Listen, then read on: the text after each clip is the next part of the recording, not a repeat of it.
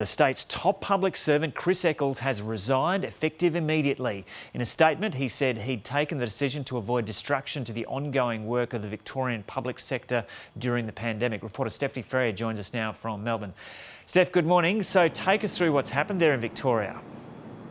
Yeah, so as you mentioned, this is the state's top public servant, the head of the Department of Premier and Cabinet, so a very big scalp indeed.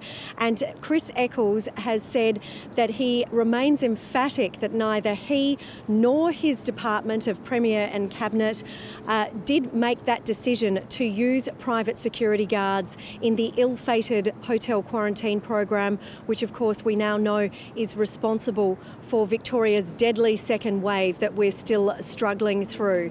Now, he also says in there that he stands by his evidence to the independent board and also the department's closing submission to that inquiry, which is due to hand down its findings early next month. But he does say, just in terms of the distraction you mentioned there, that he decided that he needed to go because he did not want to be the focus for what he calls the extraordinary work of the public sector during these unprecedented challenges in 2020. So Steph, give us a bit more context about how this has come about. Yeah, so I'm just reading off his statement at the moment, and this is all to do with this critical 6-minute window made on the day that the hotel quarantine inquiry was set up on the 27th of March. We have seen countless senior public servants, as well as ministers and even the Premier himself, saying that they do not know who made this critical decision to use private security guards. It narrowed down to 6 minutes between 1:16 and 1:22 when the former Chief Commissioner Graham Ashton then came back with a text saying that he was aware that the Department of Premier and Cabinet was going to use private security guards, but he says that he doesn't know who called him. At the time Chris Eccles gave his evidence, he said that he can't recall actually having called up Graham Ashton either. But in his statements, he says that while he didn't recall, he then was asked to provide the public telephone records and text messages and what have you to the inquiry just recently, along with the Premier being asked that as well. And he says that these records now show that I called Mr Ashton at 1:17 p.m. and that I spoke with him for just over 2 minutes. He says, the telephone records do not in any way demonstrate that I, or indeed anyone else in the DPC, made a decision that private security be used in the hotel quarantine program.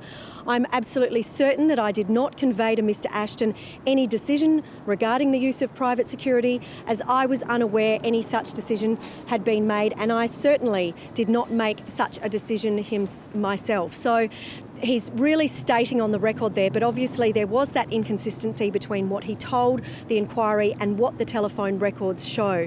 So this is very interesting news, and certainly something more for the inquiry head, the former Judge Jennifer Coate, to ponder over as she considers her final report.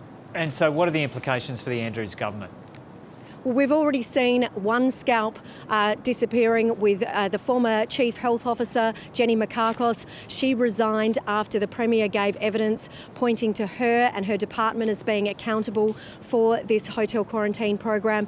Now we see his most senior public servant also falling on his sword. So it definitely adds to the pressure at the government at the moment, and no doubt there'll be plenty of questions when he faces the press conference today, as well as a real grilling that he's expected to receive from the opposition when Parliament sits again tomorrow as well.